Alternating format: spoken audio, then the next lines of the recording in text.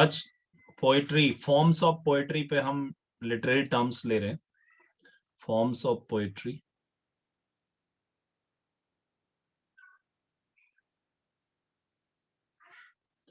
Forms of poetry में हम जो लिटरेरी टर्म्स लेंगे उन पे हमारे जो फॉर्म्स हैं बेसिकली ये रहेंगे।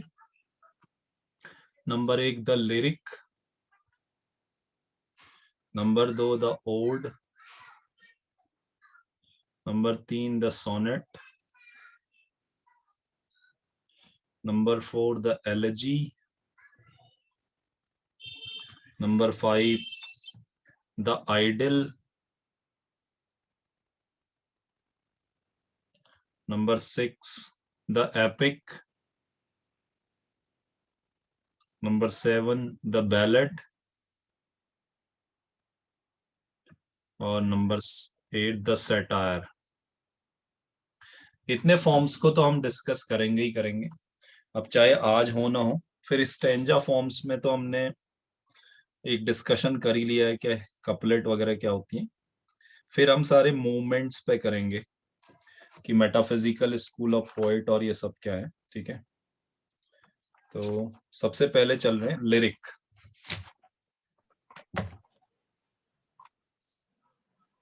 तो पहली हेडिंग है लिरिक।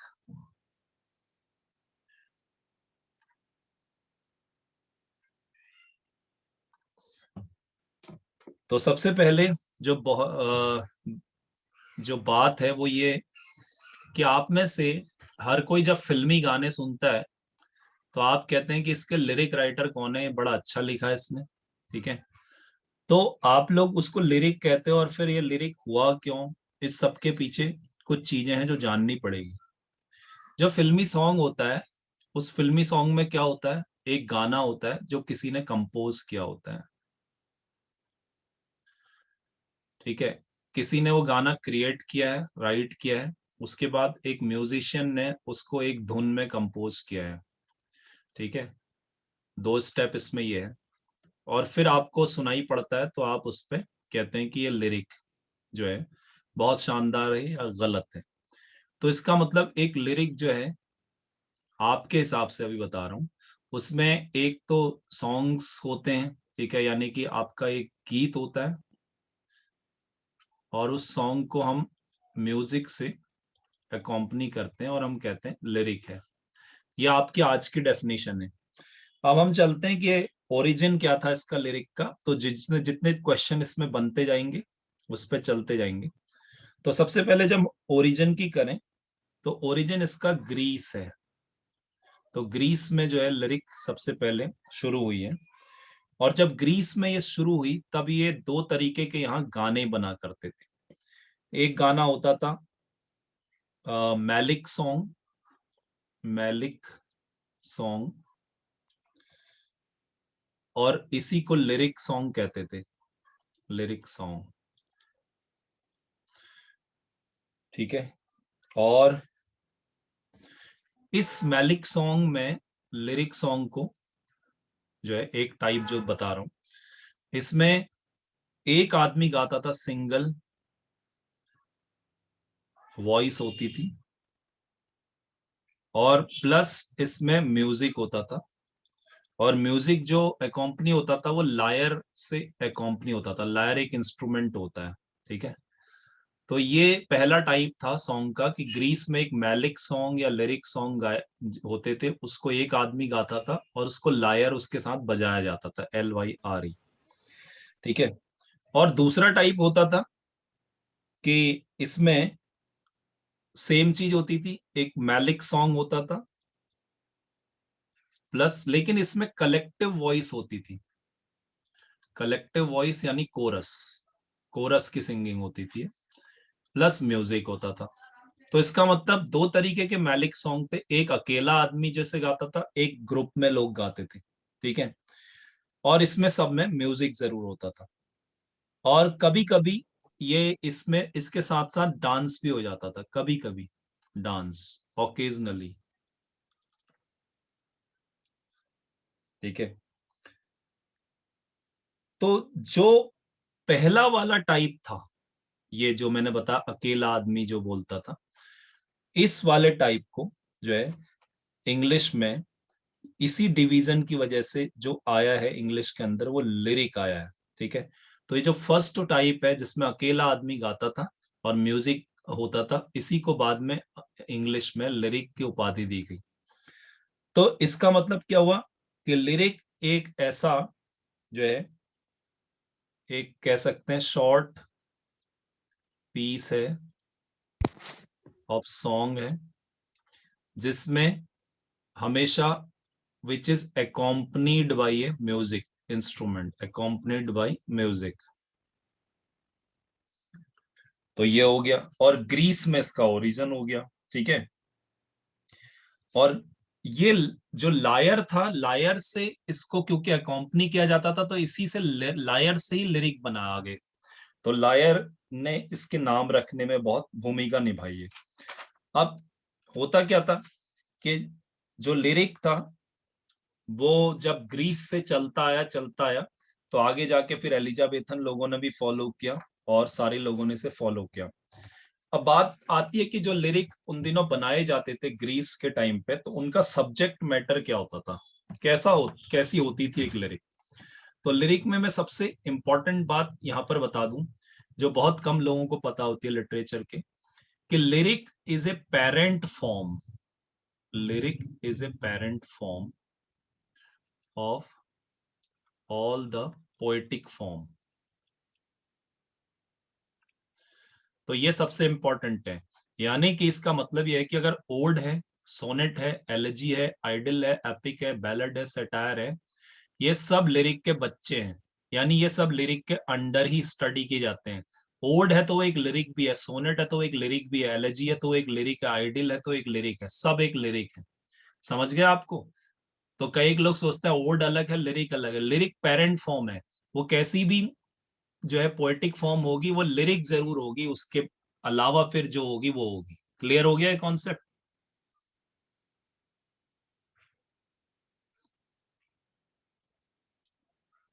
कोई आवाज नहीं आई?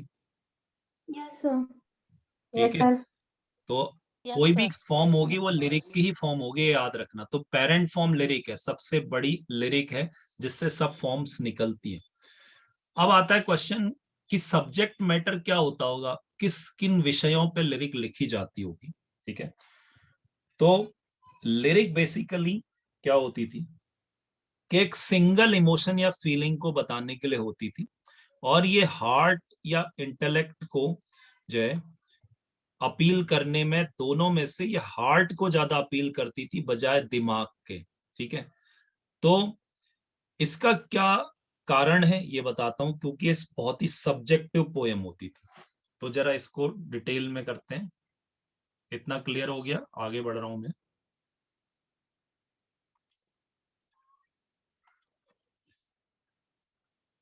Lyric appeals to the heart more rather than intellect। ये दिल से फील करने वाली पोयम होती है। अगर ये हार्ट को ज्यादा अपील करती है तो इसका मतलब जो हार्ट को ज्यादा अपील करती है वो इमोशनल पोएट्री होती है, फुल ऑफ इमोशनल। और जो इमोशनल पोएट्री होती है उसे हम एक खास पोएट्री कहते हैं, सब्जेक्टिव पोयम। तो लिरिक एक सब्जेक्टिव पोयम है जिसमें इमोशनल या पर्सनल टच आता है, और जिसमें कोई इमोशंस नहीं आते वो ऑब्जेक्टिव पोयम होती है। जैसे ऑब्जेक्टिव और सब्जेक्टिव में यह है कि अगर मैं कहूं कि तुम जो है एक अच्छा दरवाजा कोई कैसे बनाएगा बड़ा ही, तो वो जो प्रोसेस बताएगा वो सब ऑब्जेक्टिव प्रोसेस है, इसमें कोई इमोशन का खेल नहीं है। वो जैसी मेथड होती है वैसे ही सब बनाएंगे। लेकिन अगर मैं कहूँ कि इस जो है ये जो शरद ऋतु है, बसंत ऋतु है, इस पे सब लोग कुछ पोयम लिखो, तो अपने अपने इमोशन के हिसाब से सब लिखेंगे और पर्सनल टच पूरा आएगा, तो ये सब्जेक्टिव पोयम होती है। तो सब्जेक्टिव पोयम में इमोशंस होते हैं, तो लिरिक एक सब्जेक्टिव पोयम है और ये दिल को ज्यादा अपील करती है बजाय दिमाग के। ठीक है, अब इसीलिए लिरिक जो है एक सिंगल इमोशन को दिखाती है, तो उसी को एक्सप्लोर करती है। तो lyric explores a single emotion.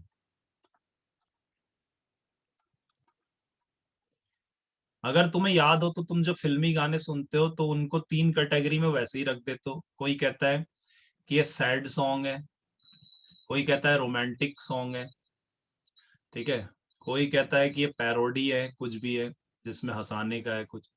तो एक बात सुनो, जब आप रोमांटिक सॉन्ग कहते हो तो आपको पता है साफ साफ इसमें एक इमोशन है, सिंगल इमोशन, वो है लव का। सैड सॉन्ग इसमें गम का इमोशन है, पैरोडी है, हंसाने वाला है। तो इसका मतलब लिरिक एक सिंगल इमोशन की बात करती है, ठीक है। तो एक सिंगल इमोशन को भी दिखाया होता है। कभी भी तुम्हें ऐसा नहीं मिला होगा कोई गाना कि वो शुरू तो गम से हो रहा हो और बाद में बहुत हंसी वाला बन जा रहा हो या बहुत खुशी या रोमांटिक बन जा रहा हो, ठीक है। तो गम का होगा तो फिर पूरा गम ही उसमें डिस्क्राइब होगा, ठीक है। अगर तुमसे अताउल्ला खां कह रहा है अच्छा सिल्ला दिया तूने मेरे प्यार का, तो फिर वो पूरा लास्ट तक प्यार को कोसते ही रहेगा, ठीक है। और अगर कोई कह रहा है कि वो जो नए गाने चले हम तेरे बिन कहीं रह नहीं सकते, तो वो फिर पूरा वही चलेगा। इसमें बीच में कोई मिक्सचर नहीं है, तो सिंगल इमोशनल लिरिक। क्लियर हो गया इतना? अब आते हैं हाँ जी स्ट्रक्चर, सर। ठीक है। स्ट्रक्चर पे आते हैं कि लिरिक का स्ट्रक्चर कैसा होता है।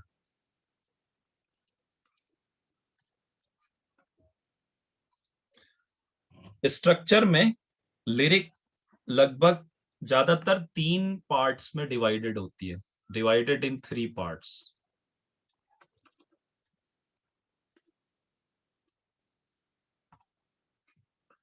पहला पार्ट होता है जिसमें लिरिक क्या करती है, इनिशियली इमोशन को इंट्रोड्यूस करती है, द मूड और the the initial emotion is introduced,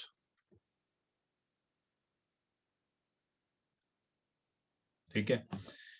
दूसरे पार्ट में, अच्छा ये थोड़ा बहुत स्मॉल पार्ट होता है, कंपैरेटिव बहुत स्मॉल, एक दो लाइन भी ले सकता है, दो तीन बस। दूसरे में जो है ये सबसे बड़ा पार्ट होता है, और इसमें होता है it consist the thought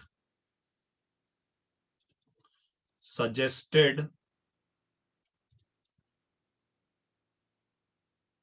by the emotion।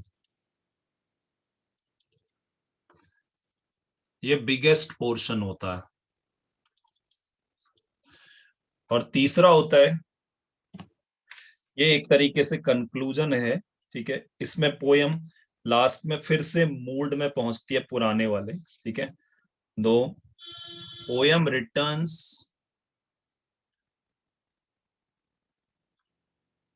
To the initial mood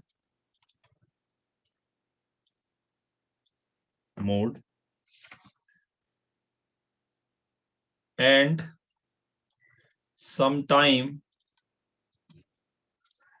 it ends in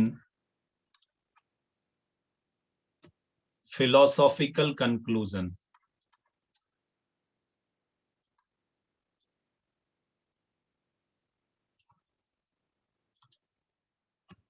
ठीक है। तो इनिशियल मूड में लौटती है पोयम फिर से, जहां से शुरू हुआ था इमोशन, और फिर कभी कभी ये भी हो जाता है लास्ट में थोड़ा फिलोसॉफिकल टर्न भी ले लेते हैं गाने, ठीक है। तो इस तरीके से ये लिरिक है पूरी, और लिरिक इससे ज्यादा कुछ नहीं होती। तो इसको मैं कंक्लूड कर देता हूं जिससे आपको आसानी से समझ में आ जाए। अगर इसके स्ट्रक्चर को चाहो तो ऐसे समझ सकते हो कि ये है आपका पहला पोर्शन, यह है दूसरा, और यह है तीसरा। पहला पार्ट यह है जहां मूड और इनिशियल इमोशन इंट्रोड्यूस होता है। दूसरा पार्ट इस मूड को ही एक्सप्लोर किया जाता है, जो इमोशन जिस तरीके से, ये सबसे बड़ा पार्ट है। और तीसरा पार्ट है कि यहाँ पर एक कंक्लूड हो जाती है। तो जैसे तुम किसी भी पोयम को जब सॉरी किसी गाने को गाते हो तो एक चीज देखते होगे तुम, अंतरा। जैसे एक गाना शुरू होता है तो वो लाइन बार बार आती है, तो शुरू के जो दो लाइन होती है वो इमोशन को इंट्रोड्यूस करती है, वो हमेशा छोटा होता है। फिर नीचे जो स्टेंजाज आते हैं वो सब पूरा बीट्स की बॉडी है जिसमें उसी इमोशन से जुड़ते हुए स्टेंजा होते हैं। और लास्ट में कभी कभी फिलोसॉफिकल हो जाती है पोयम, या कभी कभी कुछ और हो जाता है। ये लिरिक का स्ट्रक्चर होता है, ठीक है। तो अब इस स्ट्रक्चर में अगर हम लिरिक को कंक्लूड करें तो एक लिरिक क्या है, ये फाइनली लिख के हम छोड़ देते हैं और ये लिरिक यहाँ पर एंड हो जाएगी। तो एक लिरिक क्या है उसको मैं फाइनल कंक्लूड कर दे रहा हूं, जिसमें सारी चीजें आ जाएंगी। So number 1 lyric is, number A, a short poem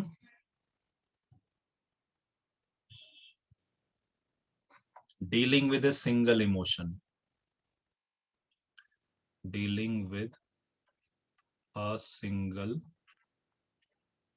emotion. Number B, musical poem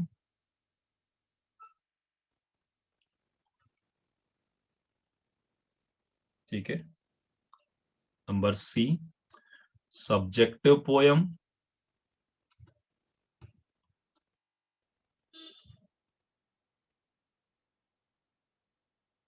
और number D, a well knit poem. knit means बुनना होता है, वेल knit पोयम को स्ट्रक्चर्ड पोयम भी कह सकते हो, जिसमें 3 स्ट्रक्चर होते हैं उसके। और जो है कोई जरूरी नहीं है कि लास्ट में हमेशा फिलोसॉफिकल या कंक्लूजन ही हो, कभी कभी ये नहीं भी हो सकता, लेकिन ओवरऑल लिरिक ये होती है। तो अभी तक किसी को कोई कंफ्यूजन है तो बताओ, नहीं तो फिर हम ओल्ड में चल रहे हैं।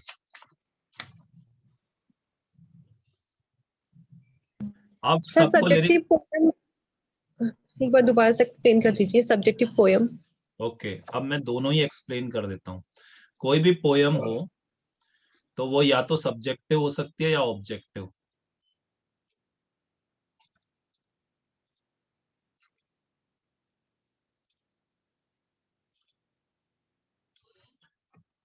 अब देखो, अगर सब्जेक्टिव क्या होता है, सब्जेक्टिव ये होता है जिसमें कोई पर्सनल लाइफ या इमोशन हो। और इसको मैं ये कह सकता हूं कि मान लिया मैं ये कहता हूं कि ये बताओ कि तुमने जो है अपनी छुट्टियां कैसे बिताई, तो सब अपने अपने इमोशन के हिसाब से लिखेंगे, अपने एक्सपीरियंसेस के हिसाब से। तो ये सब्जेक्टिव पोयम हो गई, ठीक है। और या मैं कहूँ कि बाहर जो बारिश हो रही है इस पे पोयम लिखो, तो सब लोग अपने अपने हिसाब से, जैसे देखो इसको ज्यादा अच्छी तरह समझो। मान लिया 4 लोग बैठे हैं, मैंने बारिश पे लिखने को कहा, अब तुम्हें अच्छी तरह घुसा ही देता हूँ इसमें। तो एक का अभी अभी दिल टूटा है वो बैठा है वहां पे, एक सुबह घर में लड़के आया है वो बैठा है, एक जिंदगी में बड़ा डिसअपॉइंटेड चल रहा है वो बैठा है, और एक अभी अभी बड़ा खुश होकर आया है, उसका सिलेक्शन हुआ है कहीं पे। 4 लोग बैठे हैं। अब ये जो जिसका ब्रेकअप हुआ है, तो वो बारिश पे कैसे पोयम लिखेगा, उसकी पोयम में अलग ही इमोशन आएंगे, लिख सब बारिश पे ही नहीं है कि सब्जेक्ट मैटर है। तो कहेगा कि अब जिंदगी जो है इस बारिश की तरह आंसुओं की बाढ़ पे भीगेगी शायद, वो इस तरीके से बोलेगा। और जो है दूसरा जो बेचारा हमेशा पेसिमिस्टिक रहता है, वो कहेगा बारिश तुम आज पहली बार नहीं आई हो, मेरी जिंदगी हर पल हर वक्त हर साल दर जो है दर बदर तुम भिगाती आई हो। तो वो बेचारा वो अप डाउन को दिखा रहा है अपने। एक जो बहुत ही खुश है, वो ये कहेगा बारिश तुम कितनी खुशियों की सौगात लेकर आई हो। आप समझ गए।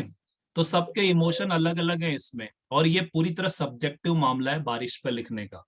तो सब्जेक्टिव पोएट्री में पर्सनल इमोशन और टच बहुत आता है। क्लियर है इतना? जी सर। ठीक है। अब आते हैं ऑब्जेक्टिव। अब मैं आपसे कहता हूं कि भैया ऐसा करो, जूता पॉलिश करने की मेथड लिखो। तो ये एक बहुत ऑब्जेक्टिव मसला है, इसमें आपके पर्सनल इमोशन नहीं आएंगे। आप कहेंगे पहले फर्श पे एक अखबार बिछाएं, उस पे जूता रखें, फिर कहेंगे पहले उस पे से डस्टिंग करें, फिर ब्रश से पॉलिश लेके उस पे चारों ओर हल्के हाथ से लगाएं। इसके अलावा या तुम ऐसा भी लिखोगे इसमें, इस पॉलिश लेके लगाएं, उसके बाद जो है मेरा कभी कभी मन करता है कि मैं चाय बना लूं और फिर बाकी का पॉलिश करूं, तो मैं चाय बनाने चला जाता हूं, ऐसा लिखोगे क्या इसमें? No, sir. इसमें सिर्फ मेथड लिखोगे। मैं तुमसे कहूँ चाय कैसे बनाते हो तो मेथड लिखोगे। ये थोड़ी कहोगे कि चाय में पहले ये पानी रखें उबालने और ये करें, लेकिन मेरे तो घर में चाय में जो है पत्ती कोई ज्यादा डाल देता है, मुझे बहुत अच्छा नहीं लगता, और ये ऐसा वैसा कुछ लाओगे क्या इसमें? तो ये पूरा ऑब्जेक्टिव मसला है। तुम लोग मुझसे कम्युनिकेट करो, कम्युनिकेट करना जरूरी है भाई, ठीक है? तो Yes, sir. जब हम ऑब्जेक्टिव की बात करते हैं तो अब ले चलते हैं तुम्हें जरा तुम्हारे क्वेश्चन पेपर में। जो तुम्हारा एलटी का पेपर आएगा वो ऑब्जेक्टिव पेपर होगा, उसमें 4 ऑप्शन होंगे और उसमें आप एक टिक कर देंगे। जितने लोगों का वो टिक सही होगा वो सही, बाकी गलत, ठीक है? इससे किसी को ये पता लग पाया कि ये स्टूडेंट कितना पोटेंशियल या टैलेंट वाला है? No, sir. No sir. लेकिन अगर मैं Yes, कहता sir. कि तुम्हें इस प्रश्न के आंसर लिख के देने हैं कॉपी में, तो इससे पता चल जाता उससे कौन पता लड़का क्या बच्चा कितना टैलेंटेड है। Yes, sir. Yes sir. तो Yes, sir. वो होता है सब्जेक्टिव पेपर, क्योंकि वहां उसके पर्सनल एक्सप्रेशन हमें दिखाई देते हैं। और ऑब्जेक्टिव में कोई मतलब ही नहीं है, दुनिया से कट गया वो, सबसे बुद्धू तुक्के मार के भी सही करके आ रहा होगा तो वो सही है भाई, चाहे सबसे होशियार रह जा रहा हो। तो यहाँ पर्सनल कुछ पता नहीं चल पाता। अब तो समझ गए होगे कि जो जहाँ पर्सनल और एलिमेंट और इमोशंस ना हो वो ऑब्जेक्टिव, और जहाँ हो वहां सब्जेक्टिव। अब कोई शक? No, sir. तो ये No, लिरिक sir. एक सब्जेक्टिव पोयम है, अब समझ में आ गया? Yes, Yes, sir. sir. ठीक है।